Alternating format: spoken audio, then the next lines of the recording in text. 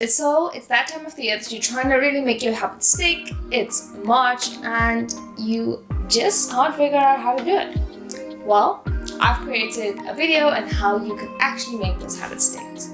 Let's get into it. Hi everyone, welcome back to my channel. I'm Ms. Dhanusha. I'm a self-care coach and I help busy millennial women prioritize themselves so they can avoid burnout and show up as their best self. So today we're talking about habits, and I'm going to share with you the top tips and tricks that I've learned when it comes to creating habits that really stick. So the one thing I learned about habits that's really important is to actually have a reason as to why you're forming this habit. Start with your why. Are you starting this habit because you're trying to get healthier, you're trying to get fitter, you want to run more, you want to feel energized? Why are you starting your habit? Is this tied into a value, something that ties into who you are and who you want to be? Do you want to be a stronger person, or is this tied into a goal of being fitter and healthier, or what is it really? Because some of us just start habits because we think that this is a good habit to have, but tying it into a reason as to like why you want this habit, value it resonates with in your life. Say you're a person who really likes feeling energized, and that is a value. Say you're a person who really likes feeling fit, and that's one of your values, and you want to remain fit for the rest of your life. So a habit like running or exercising, hitting the gym as often as possible is a good habit to tie into that value. So make sure you actually have a reason as to why you're creating these habits. The next tip is the habit loop. I read the book The Power of Habit by Charles Duhigg. Basically, the habit loop is 3 things. This book really explains to you how habits are actually formed and how you can create them. So the first thing you need to understand about the loop is the cue. The cue is something that signals your brain to let you know that, hey, you got to do this thing. So say you put your yoga mat next to your bed or on the floor as soon as you wake up and you know you have to do your yoga. That signals the cue. The reward is you're going to feel great after you do yoga, and that's going to help you build a loop. Because your brain's telling you that the yoga is going to create endorphins, and that's your reward. So how do you use this loop?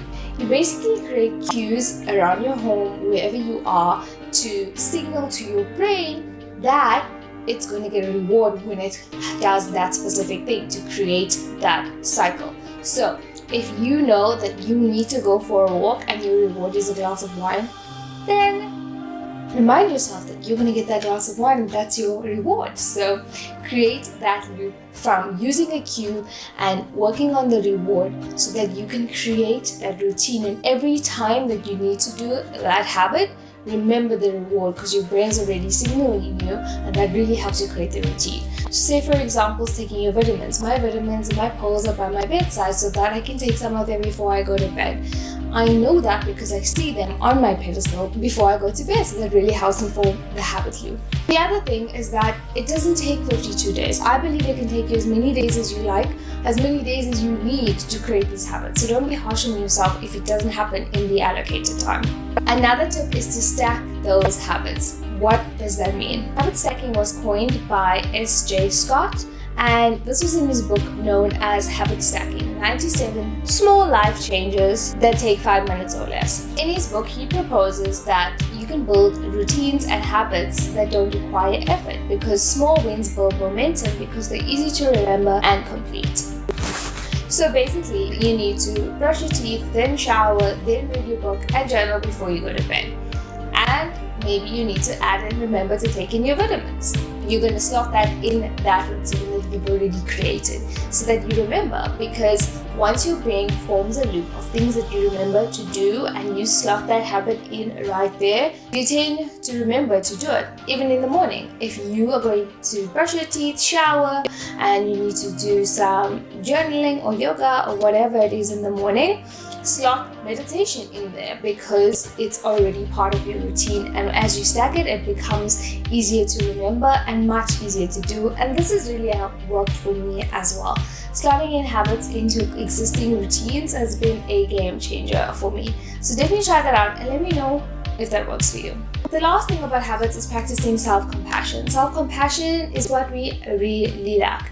When we're forming habits, it actually takes a lot of discipline and it takes a lot of strength to kind of resist things that you want to do, doing the things that you know you need to do for yourself. So practicing self-compassion, telling yourself that I'm actually able to do this, and telling yourself that even if I don't do it today or I don't do it this afternoon, it doesn't mean that I won't do it again. And it doesn't mean I need to be hard on myself, but I can still pick this up later, or I can still get back into it. Even if I don't do it in the morning, I can still do it in the evening.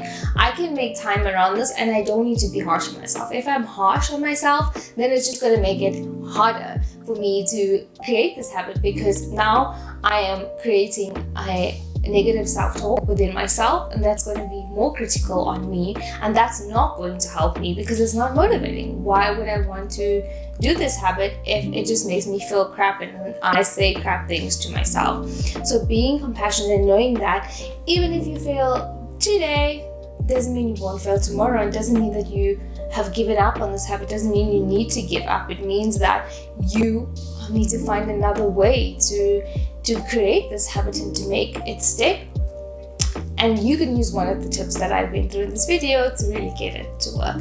So yeah, I hope you enjoyed this video, and I hope this is really helpful for you. Let me know in the comments. If you want to know more about the book, The Power of Habit, I reviewed it in this video. Otherwise, you can check out my other videos.